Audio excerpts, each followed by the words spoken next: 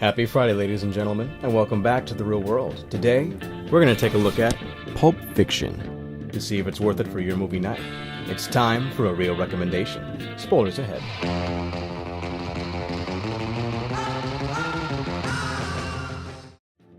Pulp Fiction is generally revered as a 90s classic cult hit, and one of the most, if not the most, definitive indie films of all time.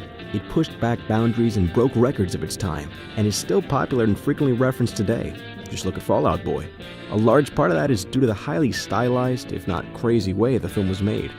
The film tells the story of a few generally messed up group of people and how they all interact and connect to each other with their stories. But it's done in chronological order. It's a kind of circular story that nods to itself throughout the film, and doesn't really explain itself until much later on. It's definitely a movie that rewards those who pay attention.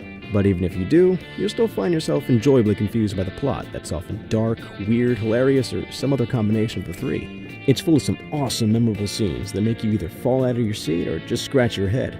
Either way, it's the kind of movie that'll make you just say, "What?" Say what again? Say what again? I dare you. I double dare you, motherfucker. Say what one more goddamn time. The movie is full of almost back-to-back great moments and lines, which is no surprise due to the star-studded cast.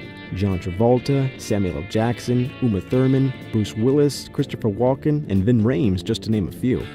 Hell, even Quentin Tarantino cameos hilariously in his own movie. The entire cast has great delivery, and each made their parts, big or small, iconic. The dialogue is really well written, funny, and plenty foul-mouthed and filthy too. In any other movie, it would seem out of place, but for movies over the top as Pulp Fiction, it just adds to the charm. Say bitch, be cool. Be cool, honey. Say bitch, be cool. Be cool. Tell that fucking bitch to chill. Be cool, honey. Chill that fucking bitch out. Overall, Pulp Fiction is an absurdly fun and well-written film that's full of intense violence and black comedy, and plenty of bad words. It's not at all like your typical movie. It's the definition of an indie film. But it's that unconventionalness that really makes Pulp Fiction shine, and earn its place as a massive cult hit that defined an era. It's definitely not for the faint of heart, and it won't fit everyone's taste, but it's definitely worth a watch. If anything, just to see Sam L. Jackson do what he does best, make funny as hell one-liners, and be a pure, unadulterated badass. Shit, Negro, that's all you had to say.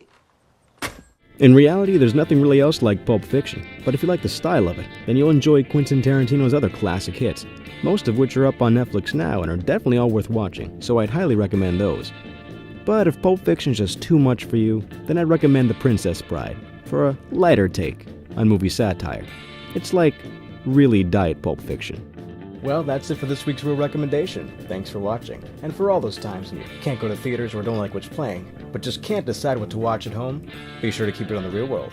Like and subscribe for more videos every Friday, and follow us on Instagram for updates. And tell us in the comments what you're going to watch this weekend. This has been John, and whatever you end up watching, I wish you all a real good weekend. She wants to dance like